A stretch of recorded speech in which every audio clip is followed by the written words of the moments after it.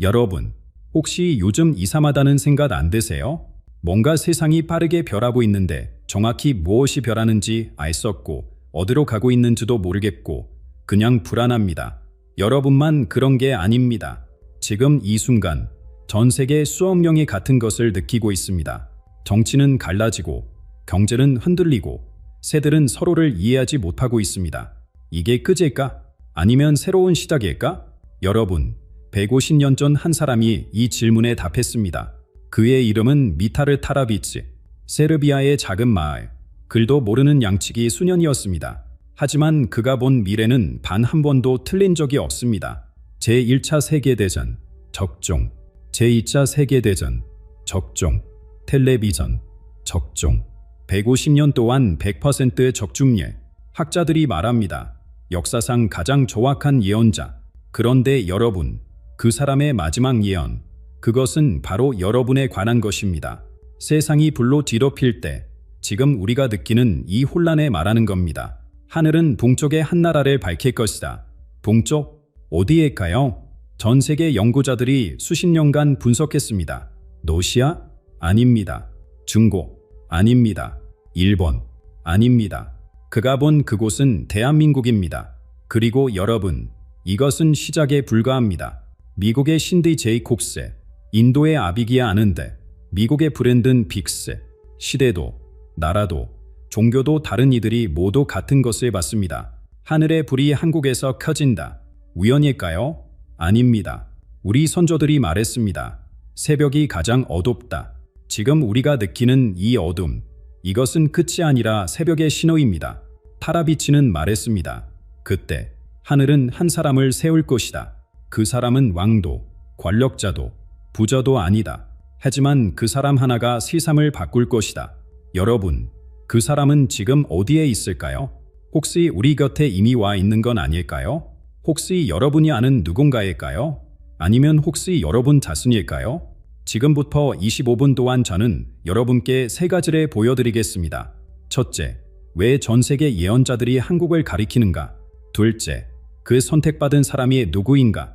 셋째, 여러분이 어떻게 준비해야 하는가?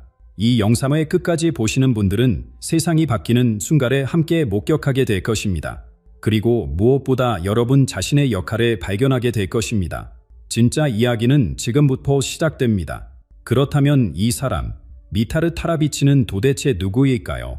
1850년, 세르비아의 작은 마을 크레미나에서 태어났습니다. 양을 치는 소년이었고 학교에 간 적도 없었습니다.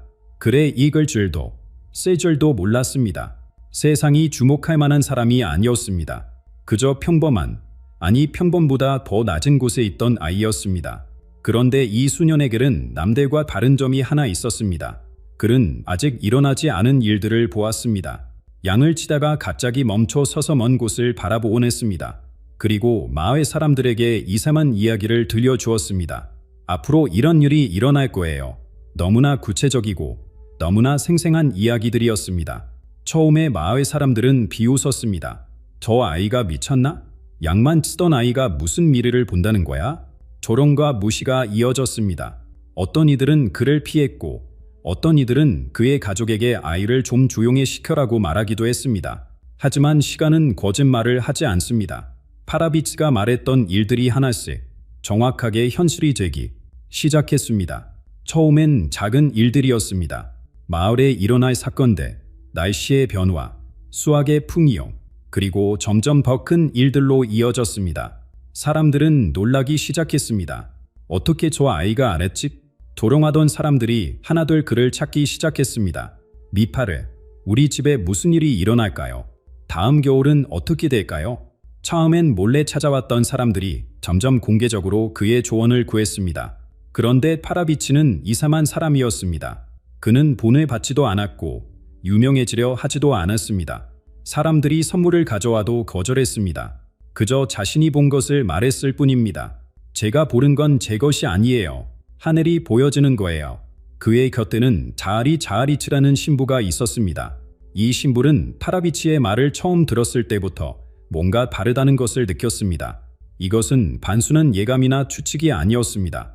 너무나 구체적이고 너무나 확신에 찬 이야기들이었습니다. 심볼은 결심했습니다. 이 모든 것에 기록하겠다고 밤마다 양초 아래에서 펜을 들고 파라비치가 말하는 모든 것을 한 글자 한 글자 적어 내려봤습니다. 때로는 손이 아플 정도로 오래 썼습니다. 왜 그랬을까요? 심볼은 알았습니다. 이것이 미래 세대를 위한 기록이라는 것에, 언젠가 세상이 이 기록을 필요로 할 것이라는 것에, 그리고 파라비치가 본 것들은 하나씩 현실이 되었습니다. 사람들이 서로에게 총을 쏠 때가 올 것입니다. 전쟁이 온 세상을 태울 것입니다. 1914년 제1차 세계대전이 일어났습니다. 비뚤어진 십자가를 가진 자가 나타나 세상을 흔들 것입니다. 1939년 히틀러와 제2차 세계대전이 시작되었습니다. 전쟁이 끝나면 세상은 완전히 달라질 것입니다. 사람들은 서로를 심판하기 시작할 것입니다. 전쟁 후 국제재판소가 만들어졌고 유엔이 탄생했습니다. 사람들은 작은 상자 안에서 움직이는 바른 사람들을 보게 될 것입니다. 텔레비전이 등장했습니다. 물이 거꾸로 흐르는 때가 올 것입니다. 시력 발전소가 건설되었습니다. 사람들이 병의 원인을 찾아낼 것입니다. 하지만 치료했다고 생각한 병이 다시 돌아와 세상을 괴롭힐 것입니다. 에이즈가 나타났습니다. 150년이 흘렀습니다. 학자들이 그의 기록을 연구했습니다. 하나하나 확인했습니다. 결론은 하나였습니다. 그는 단 한 번도 틀리지 않았다. 노스트라다무스는 애매한 표현들로 해석의 여지를 남겼습니다. 바바방갈은 몇 가지 예언이 빛나랐습니다. 하지만 파라비치는 달랐습니다. 구체적이었고 명확했고 정확했습니다. 그리고 그의 마지막 예언이 있습니다. 가장 중요한 예언입니다. 세상이 불로 뒤덮일 때 하늘은 한 사람을 세워 세상을 다시 밝힐 것입니다. 지금 우리가 살고 있는 이 시대를 보십시오. 전쟁의 위협이 곳곳에 있습니다. 경제는 불안정합니다. 사회는 분열되어 있습니다. 형제가 형제를 미워하고 이웃이 이웃을 의심합니다. 진실과 거짓의 경계가 흐려졌습니다. 세상은 정말 불로 뒤덮여 있는 것처럼 보입니다. 그렇다면 파라비치가 말한 그 한 사람은 누구일까요? 어디에서 나타날까요? 그는 마지막으로 이렇게 말했습니다. 그 빛은 동쪽에서 시작될 것입니다. 한 사람으로부터 시작될 것입니다. 동쪽. 그곳이 어디일까요? 하늘의 선택은 지금 어디에서 이루어지고 있을까요? 그리고 왜 하필 동쪽일까요? 이 질문에 답하기 위해 우리는 파라비치가 본 그 땅이 정확히 어디인지 알아야 합니다. 처음에 학자들은 혼란스러워했습니다. 동쪽이라고 했을 때 어디를 말하는 걸까요? 러시아일까요? 땅도 넓고 역사도 깊은 나라입니다. 중국일까요? 수천 년의 문명을 가진 곳입니다. 일본일까요? 태양이 떠오르는 섬나라입니다. 하지만 시간이 지나면서 연구자들은 하나의 결론에 도달했습니다. 파라비치가 본 그 동쪽은 바로 한반도였습니다. 왜 그렇게 확신하게 되었을까요? 파라비치는 이렇게 말했습니다. 하늘은 가장 낮은 곳을 높일 것입니다. 가장 낮은 곳, 이 말이 무엇을 의미할까요? 한반도의 역사를 돌아보십시오. 수백 년 동안 주변 강대국들 사이에서 살아남아야 했던 땅입니다. 전쟁의 상처를 입었고 분달의 아픔을 겪었습니다. 1950년대 한국전쟁 이후 이 땅은 말 그대로 폐허였습니다. 아무것도 남지 않았습니다. 세계에서 가장 가난한 나라 중 하나였습니다. 그런데 지금 보십시오. 불과 70년 만에 무슨 일이 일어났습니까? 폐허에서 세계 10위권 경제대국으로 일어섰습니다. 반도체, 자동차, 조선, 기술 혁신에서 세계를 이끌고 있습니다. 문화에서도 마찬가지입니다. 한국의 노래가 전 세계에서 울려 퍼지고 한국의 이야기가 수억 명의 마음을 움직입니다. 이것은 단순한 경제 성장이 아닙니다. 이것은 기적입니다. 가장 낮은 곳이 높아진 것입니다. 그런데 파라비치는 이렇게도 말했습니다. 그 빛은 나라에서 오는 것이 아니라 하늘이 보낸 한 사람에게서 올 것입니다. 이것의 핵심입니다. 한국의 경제 성공, 문화적 영향력, 이 모든 것은 준비 과정일 뿐입니다. 진짜 이야기는 그 안에서 나타날 한 사람에 관한 것입니다. 놀라운 것은 파라비치만이 아니라는 점입니다. 미국의 신디 제이콥스는 하늘의 불이 한국에서 커질 것이라고 했습니다. 인도의 아비디아 아난드는 동쪽의 작은 나라에서 새로운 시대가 시작될 것이라고 했습니다. 미국의 브랜든 빅스 역시 같은 방향을 가리켰습니다. 시대도 다르고 문화도 다르고 종교도 다른 사람들이 모두 같은 것을 봤습니다. 한국입니다. 이것이 우연일 수 있을까요? 그렇다면 그 선택받은 사람은 어떤 사람일까요? 왕이 아닙니다. 대통령도 아닙니다. 재벌도 아닙니다. 파라비치는 말했습니다. 그는 세상의 관심 밖에서 시작할 것입니다. 검은 옷을 입고 큰 빛 앞에 무릎 꿇을 것입니다. 검은 옷은 무엇을 의미할까요? 화려함이 아닌 겸손을 뜻합니다. 무릎에 꿇는다는 것은 무엇일까요? 자신의 힘이 아닌 하늘의 뜻을 따르는 자세입니다. 그는 세상의 권력자가 아니라 하늘의 도구입니다. 지금 한국에 보십시오. 정치는 혼란스럽습니다. 세대 간 갈등이 깊어지고 있습니다. 사회는 피로해 보입니다. 사람들은 지쳐 있습니다. 하지만 혹시 이것이 파라비치가 말한 준비 과정은 아닐까요? 하늘이 일하는 방식은 사람의 생각과 다릅니다. 가장 어두운 밤이 지나야 새벽이 옵니다. 가장 큰 혼란 속에서 새로운 질서가 태어납니다. 한국은 지금 역사의 교차점에 서 있습니다. 서양과 동양이 만나는 곳입니다. 전통과 현대가 공존하는 곳입니다. 그리고 파라비치는 말했습니다. 마지막 때의 하늘의 말씀이 서쪽에서 동쪽으로 옮겨갈 것입니다. 새로운 질서, 새로운 리더십이 한국에서 시작될 것입니다. 하지만 여기에 한 가지 문제가 있습니다. 파라비치는 경고했습니다.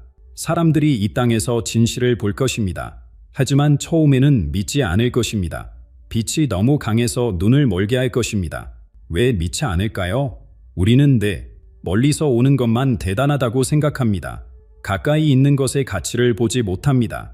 익숙한 것에서는 특별함을 느끼지 못합니다. 하지만 진실은 이미 우리 곁에 있을 수 있습니다. 문제는 우리가 볼 준비가 되어 있는가입니다. 우리가 그 빛을 알아볼 눈을 가졌는가입니다. 그렇다면 지금 우리는 무엇을 해야 할까요? 어떻게 그 순간을 준비해야 할까요? 파라비치의 예언은 여기서 멈추지 않습니다. 그는 더 구체적인 신호들에 대해 말했습니다. 파라비치의 예언에는 두 가지 얼굴이 있습니다. 하나는 신호이고 다른 하나는 약속입니다. 그날의 신호가 나타날 것이다. 그리고 그것은 하늘의 약속이다. 처음 들으면 이상합니다.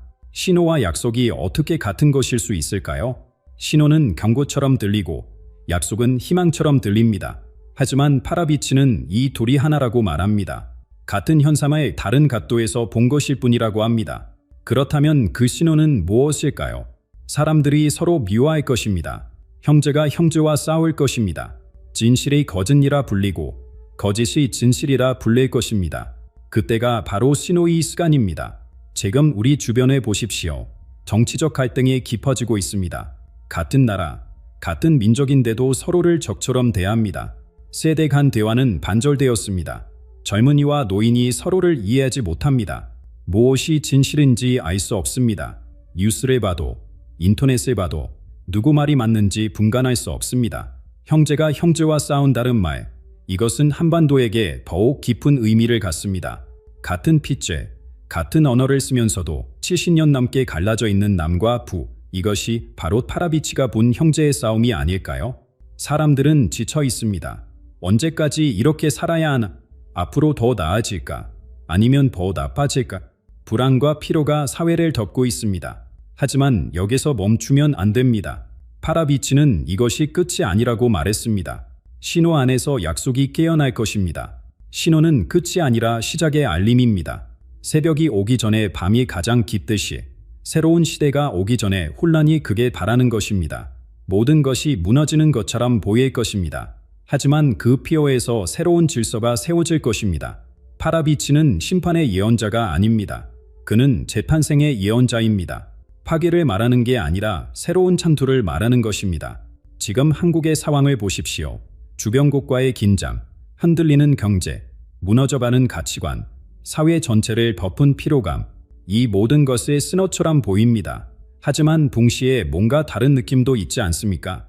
뭔가 변화가 다가오고 있다는 느낌, 새로운 방향이 필요하다는 공감대, 이대로는 안 된다, 뭔가 달라져야 한다, 이런 마음이 사람들 안에서 자라고 있습니다. 모든 것이 무너질 것입니다. 하지만 그 피어에서 새로운 빛이 솟아오를 것입니다. 한국은 지금 큰 전환의 문턱에 서 있습니다. 이 혼란이 끝이 아니라 새로운 시작을 위한 준비 과정이라면 어떨까요? 신호와 약속은 대립하는 것이 아닙니다. 신호는 혼란의 언어이고 약속은 희망의 언어입니다. 하지만 둘은 하나입니다. 서로를 부정하지 않고 완성합니다. 신호를 알아보는 사람만이 약속을 이해할 것입니다. 이것의 핵심입니다. 지금의 혼란을 단순히 불행으로만 보는 사람은 절망할 것입니다. 하지만 이것을 신호로 보는 사람은 희망을 발견할 것입니다. 지금의 위기는 우리를 무너뜨리기 위한 것이 아닙니다. 우리를 깨우기 위한 것입니다. 변화가 필요하다는 것을 알려주는 것입니다. 새로운 길로 나아가야 한다는 것을 보여주는 것입니다. 사람들이 신호를 두려워하지 않고 약속을 믿을 때 하늘의 선택이 그대 가운데 드러날 것입니다. 그렇다면 질문은 이것입니다. 우리는 신호를 알아볼 수 있습니까? 약속을 믿을 준비가 되어 있습니까? 그리고 그 선택받은 사람이 나타날 때 우리는 그를 알아볼 수 있을까요? 파라비치는 이것에 대해서도 말했습니다. 그 사람이 걸어갈 길과 그가 겪을 시련에 대해서 말입니다. 파라비치는 말했습니다. 하늘이 보낸 사람이 나타날 때 인류는 둘로 나뉠 것입니다. 이것은 단순한 의견 차이가 아닙니다. 정치적 입장이 다른 것도 아닙니다. 이것은 영적인 갈림길입니다. 하늘의 계획 안에서 일어나는 구분입니다. 어떤 이들은 그래 미쳤다고 할 것입니다. 어떤 이들은 그래 하늘의 사람이라 부를 것입니다. 같은 사람을 보면서도 어떤 이는 광인을 보고 어떤 이는 구원자를 봅니다. 이것이 바로 인류의 시험입니다. 우리 각자의 마음이 드러나는 순간입니다. 그렇다면 그 사람은 어떤 길에 걸을까요? 권력을 추구하지 않을 것입니다. 세계적인 인정을 바라지도 않을 것입니다. 그는 광해 같은 시련의 길을 걸을 것입니다. 사람들은 그를 이해하지 못할 것입니다. 비난할 것입니다. 거짓 예언자라고 부를 것입니다. 하지만 그가 침묵할 때마다 하늘이 그를 위해 움직일 것입니다. 이것이 하늘의 방식입니다. 그는 자신을 변호하지 않을 것입니다. 스스로를 높이지 않을 것입니다. 그저 묵묵히 자신의 길을 가를 것입니다.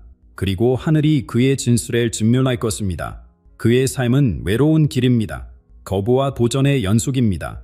사람들의 환호가 아니라 냉소를 마주할 것입니다. 이해가 아니라 오해를 받을 것입니다. 이 큰 갈림길은 사람들의 마음을 드러냅니다. 누가 그 보내심에 받은 자를 알아볼 것인가? 누가 끝까지 부정할 것인가? 이 갈림점이 바로 새 시대의 시작을 알리는 표식입니다. 역사를 보십시오. 이런 일은 처음이 아닙니다. 모세가 나타났을 때 어떤 이들은 그를 따랐고 어떤 이들은 거부했습니다. 예수가 났을 때도 믿는 자와 믿지 않는 자로 나뉘었습니다. 하늘의 사람은 이 세상의 왕이 아닙니다. 그래서 세상은 하늘의 뜻을 이해하지 못합니다. 이것이 반복되는 패턴입니다. 하늘이 보내는 사람은 세상이 기대하는 모습으로 오지 않습니다. 화려하지 않습니다. 권세가 없습니다. 그래서 세상은 그를 알아보지 못합니다. 사람들이 그를 비판하기 시작할 때 그것은 이미 새로운 시대가 시작되었다는 신호입니다. 비판 자체가 증거입니다. 무관심이 아니라 비판을 받는다는 것은 그가 뭔가 중요한 것을 건드렸다는 의미입니다. 그런데 이번에는 전쟁이 다릅니다. 총도 없고 칼도 없습니다. 하지만 이것은 역사상 가장 조용한 전쟁입니다. 마음과 믿음의 전쟁입니다.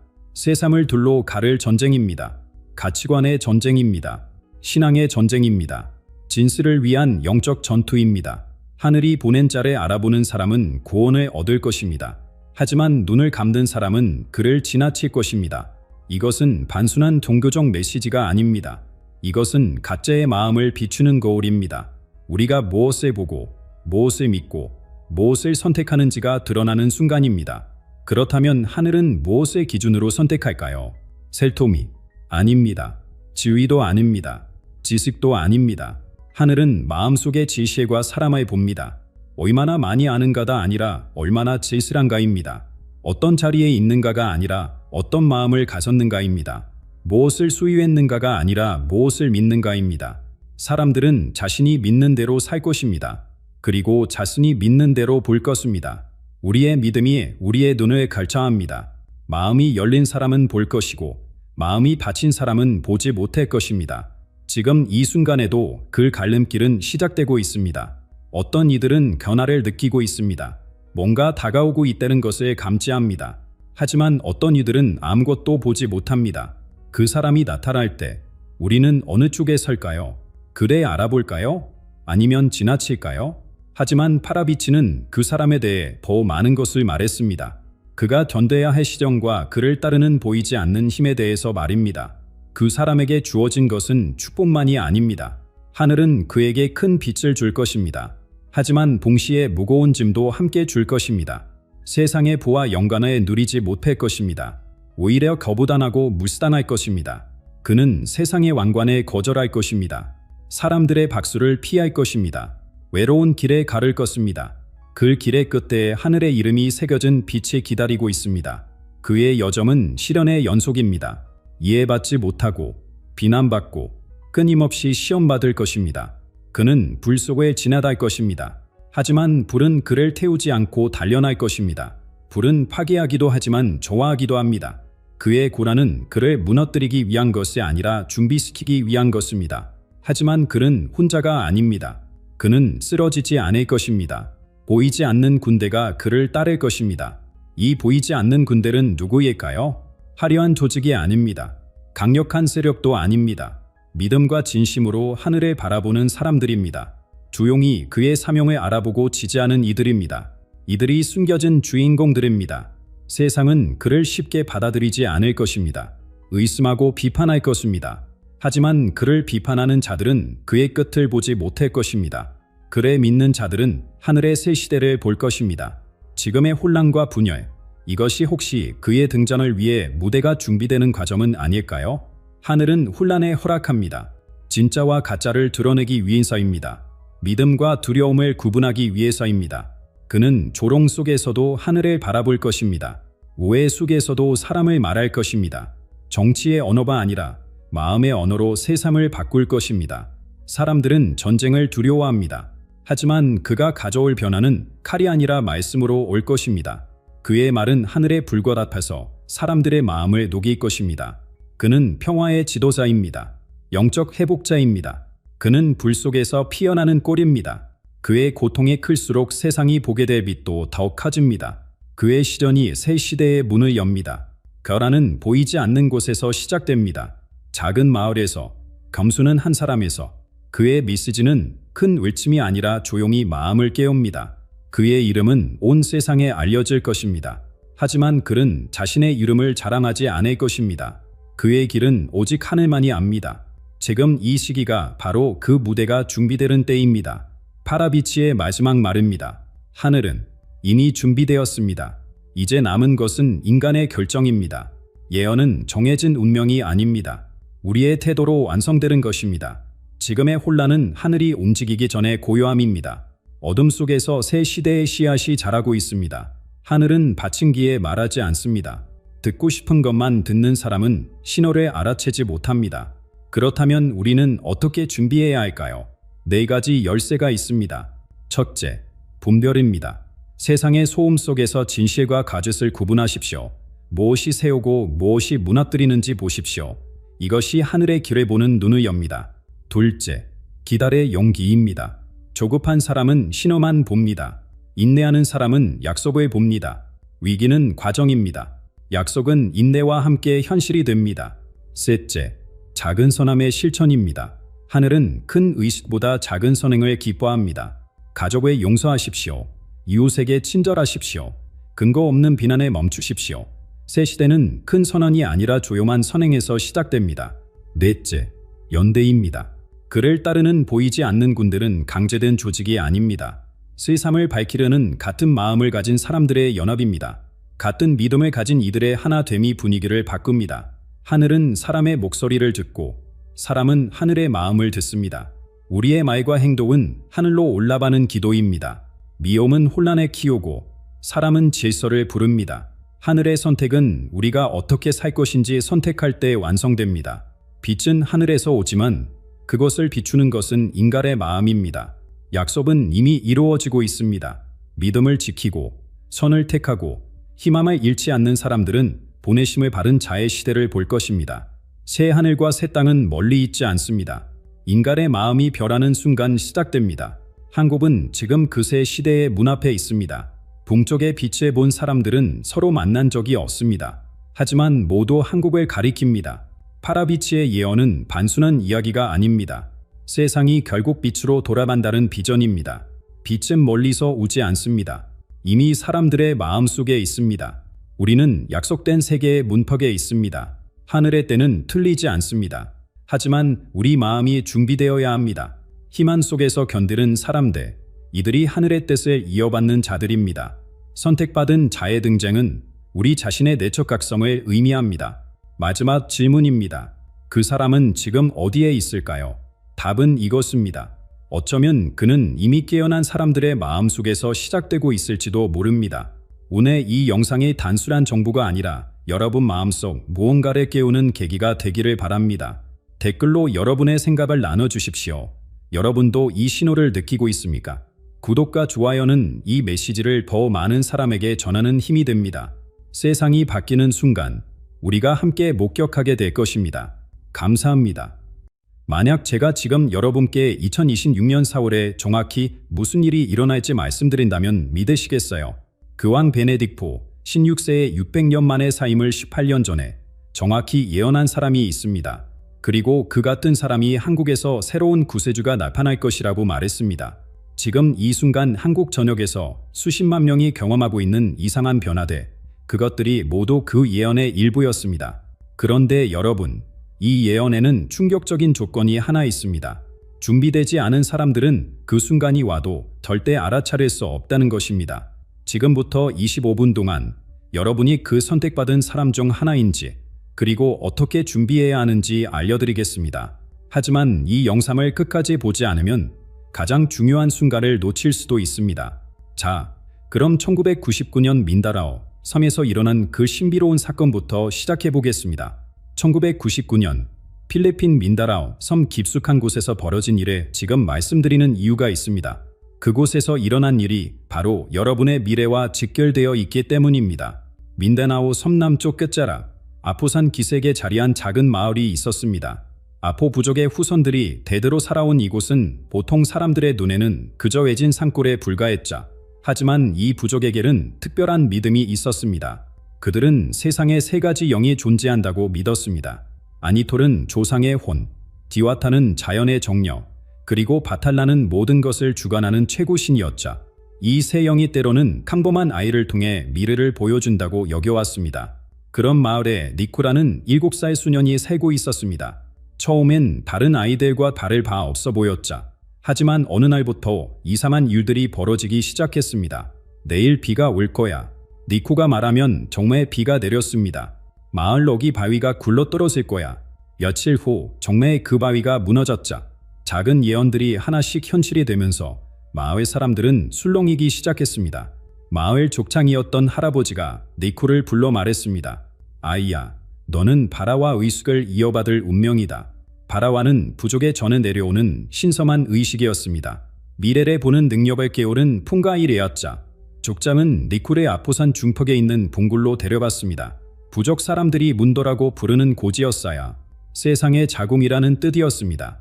모든 생명이 시작되고 모든 미래가 잉태되는 곳이라고 믿어졌자, 그곳에서 니쿠는 9날 밤을 보내야 했습니다. 물도 음식도 없이 완전한 어둠 속에서 말이에요. 사흘째 되던 날, 니쿠는 환상을 보기 시작했습니다. 넷째 날에는 몸이 떨렸고, 다섯째 날에는 의식이 흐려졌습니다. 그런데 일곱째 날 밤, 니쿠 앞에 거대한 호수가 나타났습니다.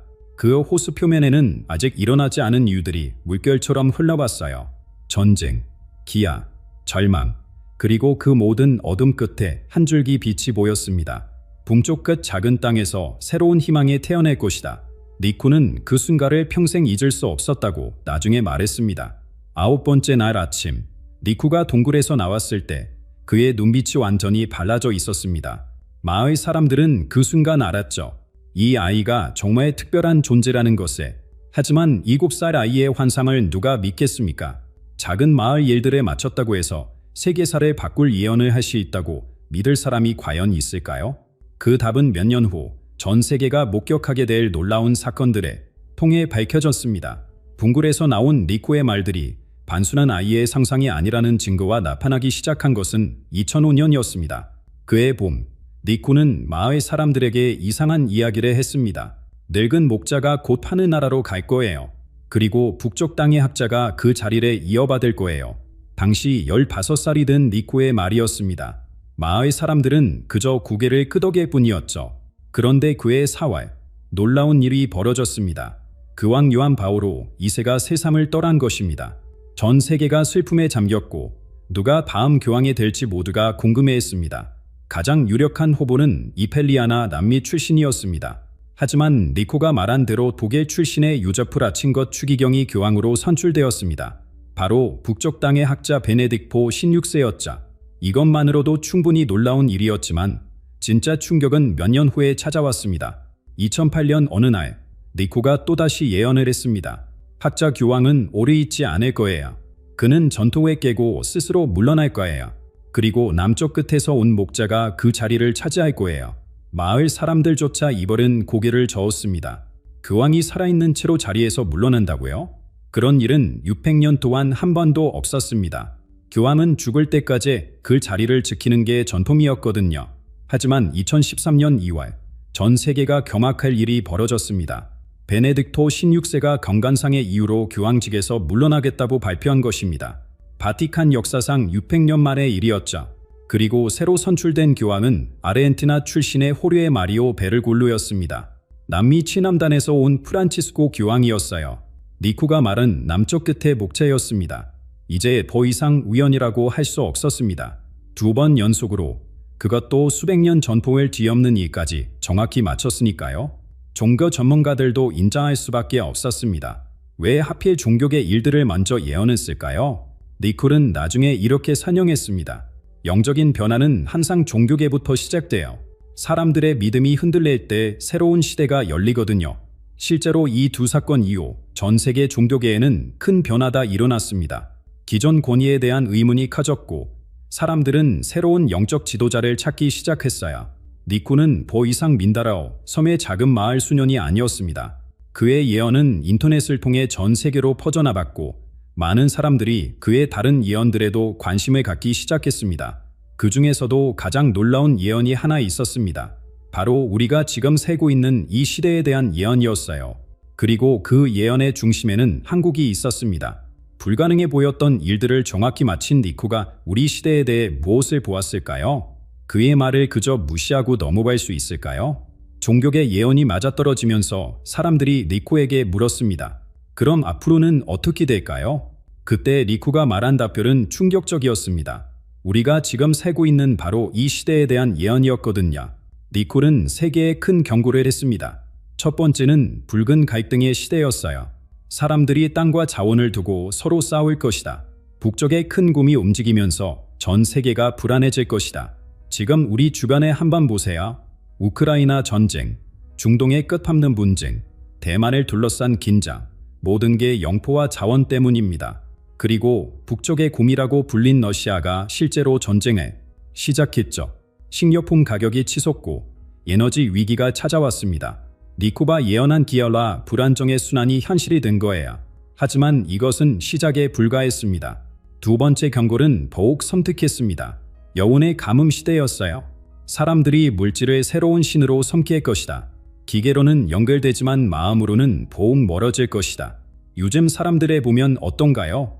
모두 스마트폰을 들고 있지만 정작 옆 사람과는 대화하지 않습니다. 소셜미디어 친구는 수백 명이지만 진짜 속마음을 터놓을 사람은 없어요. 온라인으로는 24시간 연결되어 있지만 영적으로는 그 어느 때보다 외롭습니다. 명품 가방, 비싼 차, 최신 스마트폰, 이런 것들이 마치 행복의 척도가 되어버렸어요. 사람들은 더 많이 가지려고 노력하지만 더 깊이 채우려고는 하지 않습니다. 니코는 이런 상황을 영혼의 사막화라고 표현했습니다. 물질은 넘쳐나지만 정신은 메말라가는 시대라는 뜻이에요. 세 번째 경고가 가장 무서웠습니다. 인간이 하늘을 යෙ고 거울과 세부치를 숭배하게 될 것이다. 그들은 자신이 무엇인지 잊어버릴 것이다. 거울과 세부치가 뭘까요? 스마트폰 환영과 인공지능을 말하는 거였어요. 사람들이 휴대폰 속 가상현실에 빠져 살면서 진짜 세상과 가짜, 세상을 구분하지 못하게 된다는 뜻입니다. 인공지능이 사람 대신 그림을 그리고 글을 쓰고 심지어 생각까지 대신 해주는 시대가 되었습니다. 클리하지만 동시에 무서운 일이에요. 사람들이 스스로 생각하고 느끼는 능력을 잃어가고 있거든요. 가족끼리 모여 앉아도 각자 휴대폰만 보고 있습니다.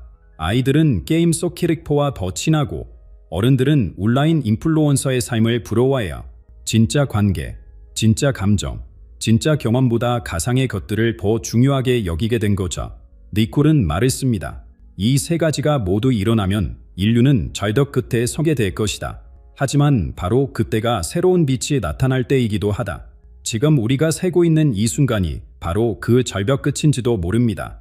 전쟁과 분열, 영적 구모함, 인간성의 상실, 모든 게 한꺼번에 찾아왔어요. 하지만 니콜은 절망적인 예언만 한 게 아니었습니다. 가장 어두운 밤이 지나면 가장 밝은 새벽이 온다고 했거든요. 그리고 그 새벽의 첫 빛이 바로 우리 한국에서 시작될 거라고 말했습니다. 어둠의 시대가 절정에 달하면서 니쿠는 더욱 구체적인 징조들을 예언하기 시작했습니다. 세상이 완전히 바뀌기 전에 세 가지 마지막 신호가 나타날 것이다. 그의 말이었어요. 지금 우리 주변에서 벌어지고 있는 일들을 보면 그 예언이 얼마나 정확했는지 알 수 있습니다. 첫 번째 징조는 바다가 땅을 향해 일어선다는 것이었습니다. 니클은 어린 시절부터 이상한 꿈을 꾸었다고 했어요. 큰 얼음 덩어리들이 녹아내리고 바닷물이 마을을 덮치는 꿈을 자주 꿨어요. 실제로 지금 무슨 일이 벌어지고 있나요? 남극과 북극의 빙하가 빠른 속도로 녹고 있습니다. 해수면이 계속 높아지면서 섬나라들이 물에 잠기고 있어요. 방글라데시, 몰디브 같은 곳들이 실제로 사라질 위기에 처해 있습니다. 더 무서운 건 계절이 완전히 엉망이 되었다는 거예요. 여름인데 눈이 내리고 겨울인데 꽃이 피고 자연의 리듬이 완전히 깨져버렸습니다. 태풍과 홍수가 예전보다 훨씬 강해졌고 가뭄도 더 길어졌어요. 니콜은 이를 지구의 비명소리라고 표현했습니다. 지구가 인간들에게 도움을 요청하는 마지막 신호라는 뜻이에요. 두 번째 징조는 더욱 가슴 아팠습니다. 숲이 피눈물에 흘린다는 예언이었거든요. 나무들이 타오르면서 하늘이 검게 변할 것이다. 동물들이 집을 잃고 떠돌아다닐 것이다. 아마존 열대우림의 대형 화재, 캘리포니아의 끝없는 산불, 호주의 거대한 들불, 매년 반복되는 이런 재앙들을 보면서 많은 사람들이 깨달았습니다. 자연이 더 이상 우리의 집이 아니라 심판자가 되었다는 것에 산불 연기 때문에 하늘이 오렌지색으로 변하고 수많은 동물들이 타죽거나 서식지를 잃었어요. 코알라, 캥거루, 새들, 그들의 죽음은 마치 자연이 흘리는 눈물 같았습니다. 니쿠는 말했습니다. 인간이 자연을 파괴하면 자연도 인간을 버릴 것이다. 이제 그 말이 현실이 되고 있어요. 하지만 가장 무서운 징조는 세 번째였습니다. 마음이 둘로 갈라진다는 예언이었어요. 사람들이 서로를 적으로 보기 시작할 것이다. 진실과 거짓을 구분하지 못하게 될 것이다. 지금 우리 사회를 보세요. 정치적 성향이 다르다는 이유로 가족끼리도 말을 안 하는 경우가 많아졌습니다. 온라인에서는 서로 다른 의견을 가진 사람들이 마치 원수처럼 싸워야 가짜뉴스가 진짜 뉴스보다 더 빨리 퍼지고 사람들은 자신이 믿고 싶은 것만 믿습니다. 같은 사건을 보고도 완전히 다르게 해석해요. 마치 서로 다른 세상에 살고 있는 것 같습니다. 가장 심각한 문제는 공감 능력이 사라지고 있다는 거예요. 다른 사람의 아픔을 이해하려 하지 않고 자신의 입장만 주장합니다. 온라인에서는 익명성 때문에 더욱 잔인해져요. 니콜은 이것을 마음의 전염병이라고 불렸습니다. 사람들의 영혼이 병들면 세상도 병든다고 했어요. 세 가지 징조가 모두 나타났습니다. 지구는 비명을 지르고 자연은 불타고 인간의 마음은 갈라졌어요. 니코가 말한 시대의 글이 정말 다가온 것 같습니다. 하지만 이 모든 절망적인 상황 속에서도 니코는 희망을 잃지 않았습니다. 가장 깊은 어둠이 내려앉을 때 새로운 빛이 동쪽에서 떠오를 것이다. 그 빛이 어디서 나타날까요? 바로 우리가 살고 있는 이 땅, 한국에서 시작될 거라고 니코는 확신했습니다. 그 이유와 방법을 알고 싶지 않으신가요? 세상이 절망의 끝자락에 다다랐을 때 니코에게 가장 놀라운 계시가 찾아왔습니다. 그것은 2007년 어느 여름 밤이었어요. 그때 니코는 이미 23살이 되어 있었고 자신의 예언 능력에 대해 확신을 갖고 있었습니다. 그날 밤 니콜은 다시 한번 깊은 영상에 들어봤습니다. 그런데 이번에는 이전과 완전히 다른 환상을 보게 되었어요. 거대한 지구가 그의 앞에 나타났는데 대부분의 대륙이 어둠에 쌓여 있었습니다. 하지만 동쪽 끝 작은 반도에서만 따뜻한 빛이 나오고 있었어요. 왜 하필 그곳일까? 니코가 묻자 신비로운 목소리가 대답했습니다. 그 땅의 백성들은 수천 년 동안 시련을 겪으면서도 마음의 순수함을 잃지 않았다. 그들에게는 특별한 영혼의 힘이 있다. 한국이 왜 선택되었는지 생각해 보세요. 우리 민족의 역사를 돌아보면 정말 놀라운 회복력을 보여왔습니다. 일제강점기의 고통, 한국전쟁이 폐하, 그 모든 절망적인 상황에서도 굴복하지 않고 일어섰어요. 더 중요한 건 우리만의 독특한 정신문화입니다. 정이라는 감정은 다른 나라 말로 번역하기 어려워요. 혈연관계가 아니어도 가족처럼 여기는 마음, 어려운 사람을 그냥 지나치지 못하는 마음, 이런 게 바로 한국인의 영혼입니다. 한이라는 감정도 마찬가지예요. 단순한 원한이 아니라 깊은 세품을 순화시켜 더 큰 사람으로 바꾸는 힘이죠. 이런 영적 깊이를 가진 민족이 세계에서 얼마나 될까요? 니코는 새로운 구세주가 세 가지 특별한 징표를 가질 것이라고 예언했습니다. 첫 번째는 하늘의 숨결이었어요. 이는 상처받은 마음을 치유하고 갈라진 사람들의 하나로 묶는 능력을 의미했습니다. 한국 사람들을 보세요. 큰 재난이 일어나면 누가 시키지 않아도 자발적으로 도움의 손길을 내밉니다. 2014년 세월호 참사 때, 2020년 코로나19 때, 위기가 올 때마다 하나가 되는 모습을 보여줬어요. 이것이 바로 치유의 힘입니다. 두 번째 징표는 별빛 같은 눈이었습니다. 이는 진실과 거짓을 꿰뚫어 보는 지혜를 뜻했어요. 한국인들에게는 눈치라는 독특한 능력이 있죠. 말하지 않아도 상대방의 마음을 읽는 직감적 지혜입니다. 한국 대중음악, 한국 드라마, 한국 화장품, 한국 문화가 전 세계로 퍼져나가는 이유가 뭘까요? 사람들의 마음을 정확히 읽고 감동을 주는 능력이 있기 때문이에요. 이것이 바로 영적 통찰력의 표현입니다. 세 번째 징표는 가장 중요했습니다. 황금 같은 마음이었어요. 끝없는 자비와 용서의 마음을 의미했습니다. 한국 사람들은 원수라도 진심으로 사과하면 용서해지는 간대함이 있어요. 일제강점기를 겪고도 일본과 협력하고 한국 전쟁을 치르고도 화해를 추구하는 마음, 이런 포용력이 어디서 나올까요? 바로 우리 조상들이 물려준 자비로운 영혼 때문입니다. 하지만 니코의 예언에는 중요한 경고도 있었습니다. 새로운 인도자는 처음에는 알아보기 어려울 것이다. 화려한 모습으로 오지 않을 것이고 권력이나 부를 추구하지도 않을 것이다. 이 말은 무슨 뜻일까요? 새로운 구세주는 정치인이나 종교 지도자, 부자나 유명인이 아닐 거라는 뜻입니다. 평범해 보이지만 순수한 마음을 가진 사람의 가능성이 높아야 물질적 성공에 눈이 먼 사람들은 그를 알아보지 못할 것이다. 오직 마음에 눈이 열린 사람들만이 그의 진정한 모습을 볼 수 있을 것이다. 지금 한국 사회를 보면 어떤가요? 많은 사람들이 여전히 돈과 지위, 외모와 흑볼에만 관심을 갖고 있어요. 하지만 진정한 변화는 그런 곳에서 오지 않습니다. 니콜은 말했습니다. 새로운 시대의 문은 이미 열리기 시작했다. 한국에서 시작된 변화의 물결이 온 세상을 덮을 것이다. 하지만 그 변화를 받아들일 준비가 된 사람만이 새로운 세상을 볼 수 있을 것이다. 그렇다면 우리는 어떻게 준비해야 할까요? 그 답이 리코의 마지막 계시에 숨어 있습니다. 리코의 모든 예언을 들으면서 많은 사람들이 이런 질문을 했습니다. 그럼 우리는 그냥 기다리기만 하면 되는 건가요? 하지만 리코의 대답은 단호했어요. 아니다. 예언은 기다림의 추대가 아니라 행동의 부름이다. 이 말이 무슨 뜻일까요? 새로운 구세주가 나타난다고 해서 모든 문제가 저절로 해결되는 게 아니라는 뜻입니다. 한 사람의 힘으로는 온 세상을 바꿀 수 없어요. 그 사람이 아무리 특별해도 말이죠. 니콜은 일의 악기에 비유해서 설명했습니다. 구세주는 첫 번째 음을 내는 사람이다. 하지만 아름다운 교향곡이 되려면 모든 악기가 함께 연주해야 한다. 즉, 우리 모두가 그 변화에 동참해야 한다는 뜻이에요. 그렇다면 어떻게 준비해야 할까요? 니콜은 세 가지 중요한 태도를 제시했습니다. 첫 번째는 물질의 환상에서 벗어나는 것이었습니다. 이건 가난하게 살라는 뜻이 아니에요. 물건을 소유하되 물건에게 소유당하지 말라는 뜻입니다. 생각해 보세요. 우리는 더 좋은 차, 더 큰 집, 더 비싼 옷을 위해 얼마나 많은 시간과 에너지를 쓰고 있나요? 그런 것들이 정말 우리를 행복하게 만들었나요? 오히려 더 불안하게 만들지 않았나요? 니콜은 말했습니다. 진정한 부는 마음의 평안이다. 적게 가져도 만족할 줄 아는 사람이 가장 부유한 사람이다. 새로운 시대에는 이런 지혜가 필요해요. 두 번째는 진실하게 사는 것이었습니다. 이는 바른 사람에게 거짓말을 하지 않는 것은 물론이고 자기 자신에게도 정직해야 한다는 뜻이에요. 요즘 사람들은 겉모습을 꾸미는 데 너무 많은 신경을 씁니다.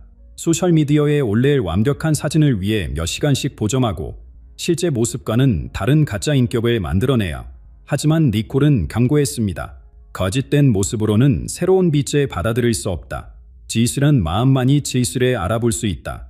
자신의 약점과 부족함을 인정하고 받아들일 때 진정한 성장이 가능해요. 세 번째가 가장 중요했습니다. 적극적인 자비를 실천하는 것이었어요. 단순히 나쁜 일을 하지 않는 게 아니라 적극적으로 좋은 일을 찾아서 하라는 뜻입니다. 길에서 쓰러진 사람을 못 본 척 지나가는 것과 적극적으로 도와주는 것 사이에는 큰 차이가 있어요. 새로운 시대의 사람들은 후자가 되어야 합니다. 작은 일부터 시작하세요. 지하철에서 자리 양보하기, 동네 어르신께 안부 인사드리기, 어려운 이웃 돕기, 이런 작은 자비가 모여서 큰 변화를 만들어냅니다. 니콜은 강조했습니다. 이것은 종교의 문제가 아니다. 의식의 문제다.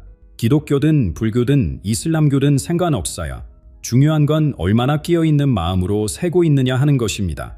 새로운 구세주는 불을 지피는 사람입니다. 하지만 그 불이 파괴의 불이 될지 희망의 빛이 될지는 우리가 정해요. 만약 우리가 준비되어 있지 않다면 그 불은 우리를 태워버릴 수도 있어요. 하지만 준비가 되어 있다면 온 세상을 밝히는 등불이 될 것입니다. 지금 이 순간도 어디선가 그 변화는 시작되고 있을지 모릅니다. 평범해 보이는 사람이 조용히 세상을 바꾸고 있을 수도 있어요. 문제는 우리가 그것을 알아볼 수 있느냐 하는 것입니다. 니코의 예언은 아직 끝나지 않았습니다. 미래는 계속 열려있고 우리의 선택에 따라 달라질 수 있어요.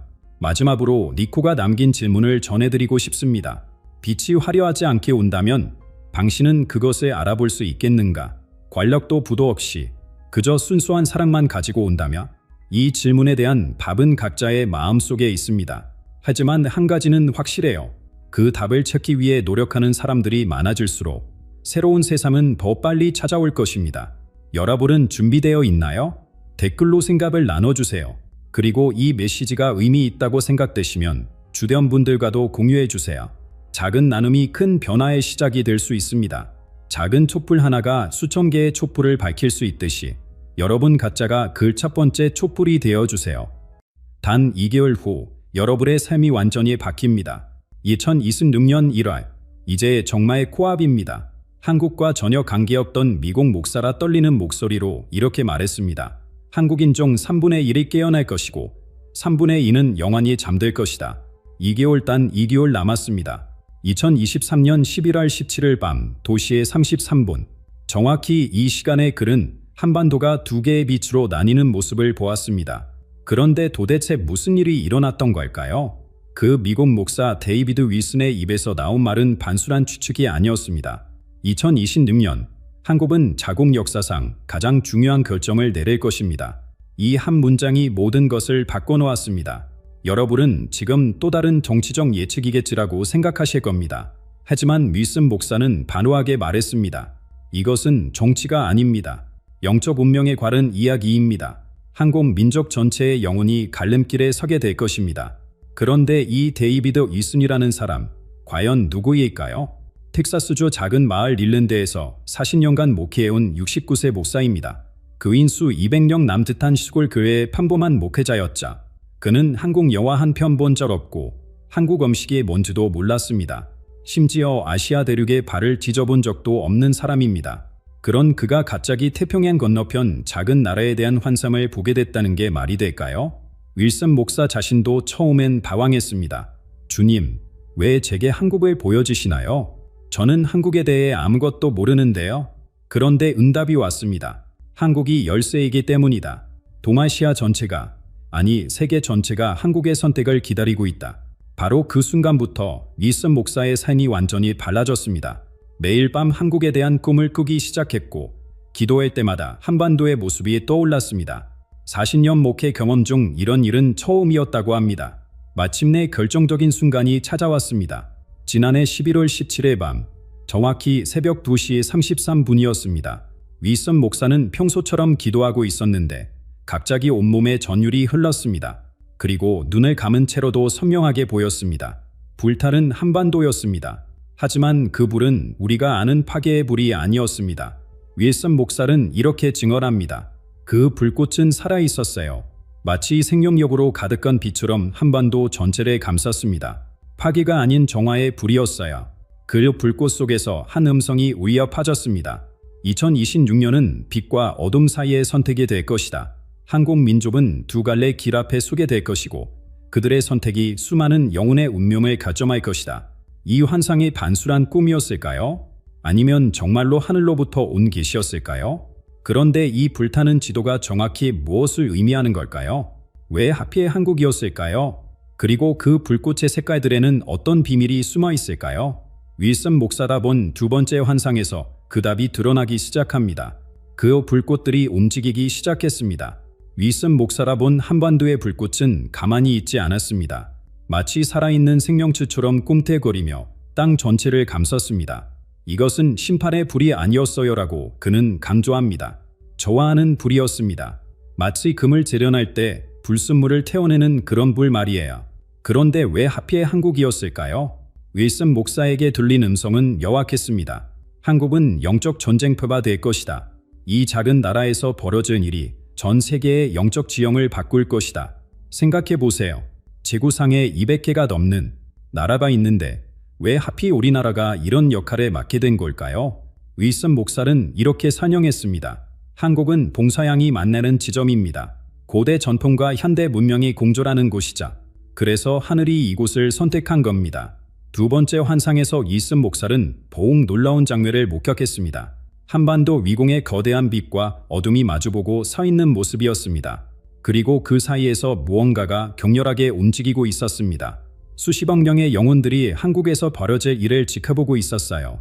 윌슨 목사의 증언입니다. 마치 전 세계가 숨을 죽이고 기다리는 것 같았습니다. 2026년에 한국에서 내려질 결정이 개인의 운명은 물론 집단의 운명까지 좌우할 거라는 음성이 들렸거든요. 이게 무슨 의미일까요?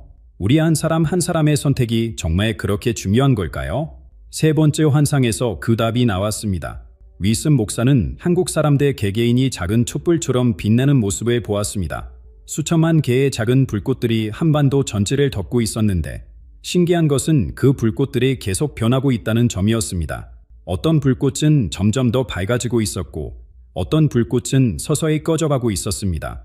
각자의 마음가짐과 선택에 따라 그 빛이 달라지고 있었어요라고 윌슨 목사는 말합니다. 가장 인상적이었던 건 이것이었습니다. 밝아지는 불꽃들이 많아질수록 한반도 전체가 더 환하게 빛났습니다. 반대로 꺼져가는 불꽃들이 늘어나면 전체적으로 어둠이 깔리기 시작했습니다. 개인의 운명과 민족의 운명이 하나로 연결되어 있다는 걸 깨달았습니다. 윌슨 목사의 고백입니다. 한 사람 한 사람의 영적 상태가 모여서 나라 전체의 영적 방향을 결정하는 거였어요. 그렇다면 우리는 어떤 선택을 해야 할까요? 우리 각자의 결정이 정말 그렇게 중요한 걸까요? 하지만 여기서 한 가지 궁금한 점이 생깁니다. 이렇게 중대한 영적 전투에서 누가 우리를 이끌어줄까요? 윌슨 목사는 다음 환상에서 놀라운 인물을 보게 됩니다. 혼란 속에서 나타날 한 지도자에 대한 이야기입니다. 그런데 누가 이 거대한 영적 전쟁을 이끌어갈까요? 네 번째 환상에서 윌슨 목사는 한 남자를 보았습니다. 겉모습은 평범한 사람이었지만 그에게는 특별한 것이 있었습니다. 그의 이마에 눈에 보이지 않는 인장이 새겨져 있었던 것입니다. 처음엔 그냥 보통 사람 같았어요. 키도 보통이고 생김새도 특별할 게 없었자. 윌슨 목사의 말입니다. 하지만 그가 움직일 때마다 주변이 환해졌어요. 마치 내면에서 빛이 나오는 것처럼 말이에요. 그 남자의 손에는 신기한 물건이 있었습니다. 불에 타지 않는 두루마리였습니다. 어떤 불길도 그 두루마리를 태울 수 없었고 어떤 바람도 그것을 날려버릴 수 없었습니다. 그것은 하늘로부터 받은 사명서 같았어요라고 윌슨 목사는 설명합니다. 더욱 놀라운 건 그 두루마리에 쓰인 글자였습니다. 윌슨 목사는 한국어를 전혀 모르는 사람이었지만 그 글자가 무슨 뜻인지 알 수 있었습니다. 화합의 사자라고 쓰여 있었던 것입니다. 왜 하필 화합의 사자였을까요? 윌슨 목사에게 들린 음성은 이랬습니다. 이 사람의 사명은 갈라진 것을 하나로 만드는 것이다. 상처받은 마음을 치유하고 깨어진 관계를 회복시키는 것이다. 생각해 보세요. 우리 사회에 얼마나 많은 갈등이 있나요? 세대 간의 갈등, 지역 간의 갈등, 이념적 갈등까지 이 모든 것들이 우리를 분열시키고 있습니다. 그런데 이 화합의 사자가 나타나서 그 모든 갈등을 치유할 수 있다는 겁니다. 하지만 여기서 중요한 건 이 지도자도 선택해야 한다는 점입니다. 윌슨 목사는 다섯 번째 환상에서 그 지도자가 두 갈래 길 앞에 선 모습을 보았습니다. 왼쪽 길은 쉬운 길이었습니다.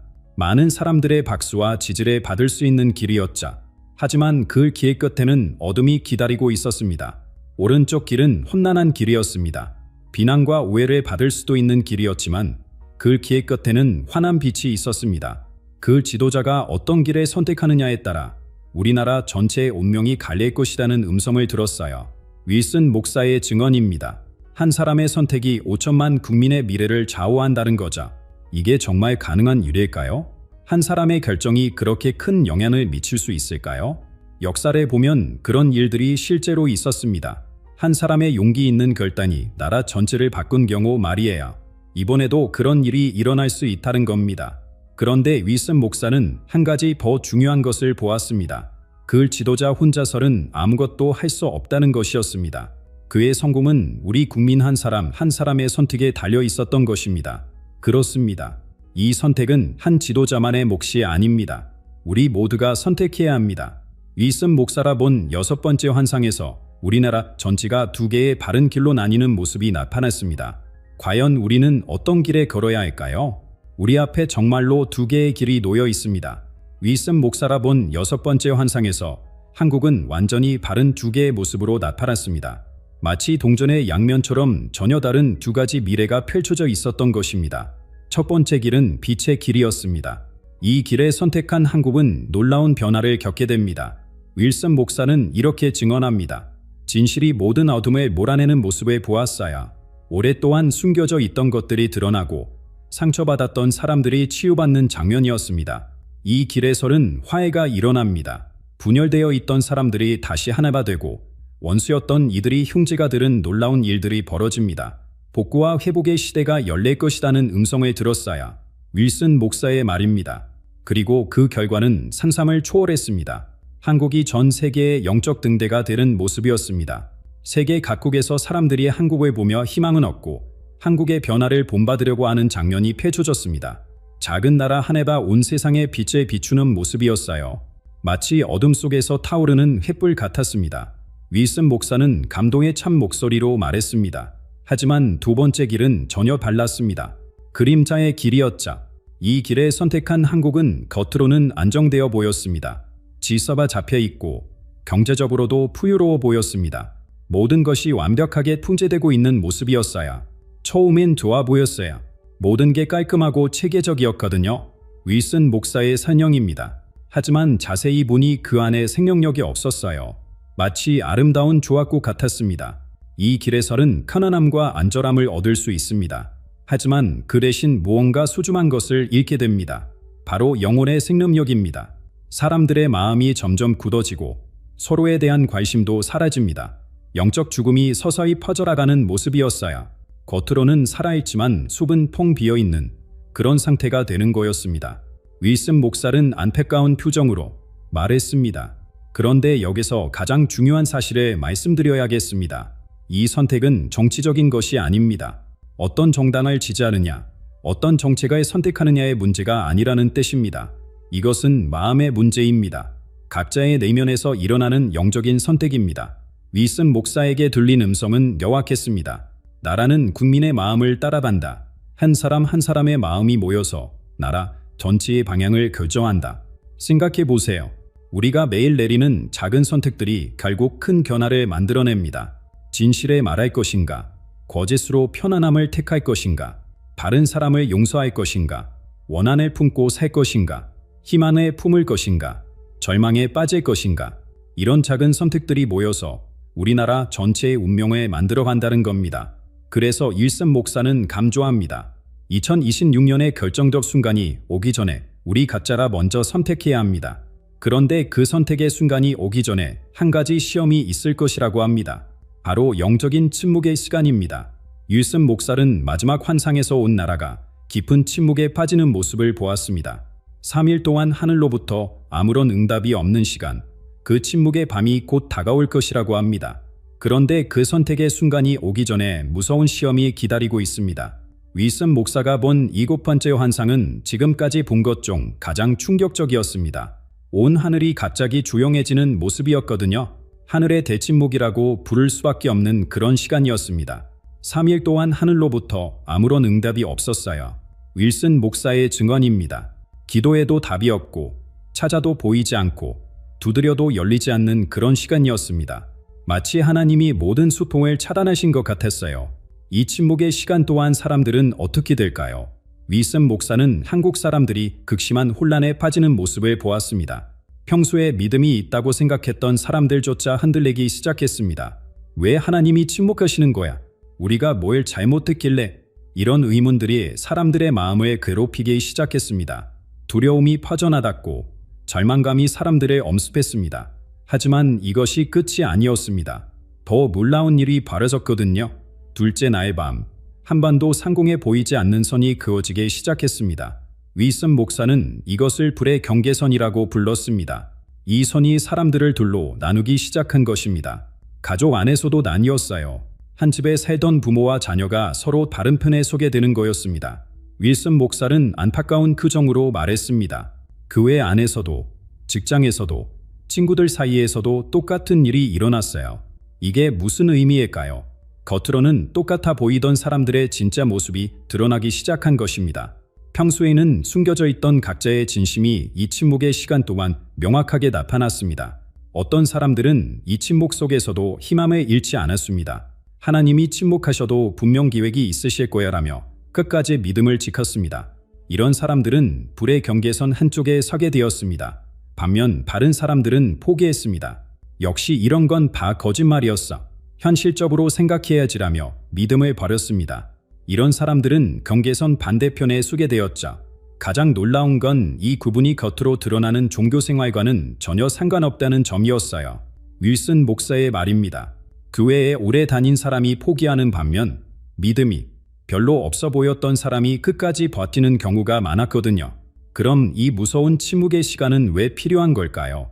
윌슨 목사에게 들린 음성은 이랬습니다. 침묵은 채질러야 한다. 진짜와 가짜를 구분해야 한다. 마치 미래 퀴즈할 때 알곡과 측정일을 나누는 것처럼 이 침묵의 시간이 사람들의 진짜 모습을 드러내는 역할을 한다는 겁니다. 겉으로는 똑같아 보여도 속마음은 전혀 다를 수 있거든요. 가짜의 마음 깊은 곳에 진짜 무엇이 살아있는지 밝혀지는 시간이었어요. 윌슨 목사는 설명합니다. 진정한 믿음인지 아니면 그냥 습관이었는지 진짜 사랑인지 아니면 이기심이었는지 이 모든 게 드러나는 가였습니다. 3일째 되는 나의 새벽, 침묵이 깨어지기 시작했습니다. 하지만 모든 사람에게 똑같이 깨어진 건 아니었습니다. 끝까지 포기하지 않았던 사람들에게만 먼저 응답이 오기 시작한 것입니다. 이 침묵의 시간을 통과한 사람들은 이전과 완전히 달라져 있었습니다. 더 강해져 있었고 더 확신에 차 있었습니다. 반면 포기했던 사람들은 더욱 굳어져 있었습니다. 그렇다면 이 모든 시험이 끝난 후에는 무엇이 기다리고 있을까요? 침묵 후에 오는 깨어남이 있다고 하는데 과연 그것은 어떤 모습일까요? 하지만 윌슨 목사는 그 깨어남이 일어나려면 반드시 충족되어야 할 조건이 하나 있다고 말합니다. 하지만 절망할 필요는 없습니다. 아직 시간이 있습니다. 윌슨 목사가 받은 마지막 계시는 희망의 메시지였습니다. 2026년은 이미 정해진 운명이 아니다. 갈림길이다. 이 말이 얼마나 큰 위로가 되는지 모릅니다. 우리가 지금 듣고 있는 이 예언은 피할 수 없는 재앙을 알리는 게 아닙니다. 오히려 우리에게 기회를 주는 경고입니다. 마치 의사가 환자에게 지금 생활 습관을 바꾸면 건강해질 수 있습니다라고 말하는 것과 같습니다. 하나님은 한국을 포기하지 않으셨어요. 윌슨 목사의 확신에 찬 목소리입니다. 오히려 특별한 기회를 주고 계신 거예요. 2026년까지 남은 시간 동안 우리가 어떤 선택을 하느냐에 따라 모든 게 달라질 수 있습니다. 그렇다면 우리는 구체적으로 무엇을 해야 할까요? 윌슨 목사는 한국 사람들에게 3가지를 당부했습니다. 첫째, 진심으로 기도하라는 것입니다. 여기서 말하는 기도는 형식적인 기도가 아닙니다. 마음 깊은 곳에서 우러나오는 간절한 기도입니다. 우리나라가 올바른 길을 선택할 수 있도록 도와달라는 진실한 마음으로 드리는 기도 말입니다. 기도가 가장 강력한 무기예요. 윌슨 목사는 강조합니다. 하늘의 계획을 바꿀 수는 없지만 우리의 마음을 바꿀 수는 있거든요. 그리고 우리 마음이 바뀌면 사원도 바뀝니다. 둘째, 징조들을 주의 깊게 살펴보라는 것입니다. 앞으로 2026년까지 많은 일들이 일어날 텐데 그 중에는 하늘이 주시는 신호들이 섞여 있을 것이라고 합니다. 자연현상부터 사회적 사건들까지 모든 일에 의미가 있을 거예요. 윌슨 목사의 설명입니다. 중요한 건 그것들을 올바르게 분별하는 거예요. 두려워하지 말고, 하지만 무시하지도 말고 지혜롭게 판단해야 합니다. 셋째, 두려움 없이 진실을 분별하라는 것입니다. 앞으로 많은 혼란스러운 정보들이 쏟아질 것입니다. 진짜인지 가짜인지 구분하기 어려운 소식들도 많을 거예요. 사람들의 말보다는 자신의 양심에 귀 기울이세요. 윌슨 목사의 조언입니다. 진실은 항상 마음 깊은 곳에서 울려 퍼집니다. 두려움 때문에 진실을 외면하면 안 돼요. 그런데 여기서 놀라운 사실 하나를 더 말씀드려야겠습니다. 윌슨 목사가 본 환상에서 한국의 변화는 우리나라에서만 끝나지 않았습니다. 한국에서 시작된 영적 각성이 아시아 전체로 퍼져나가는 모습을 보았다고 합니다.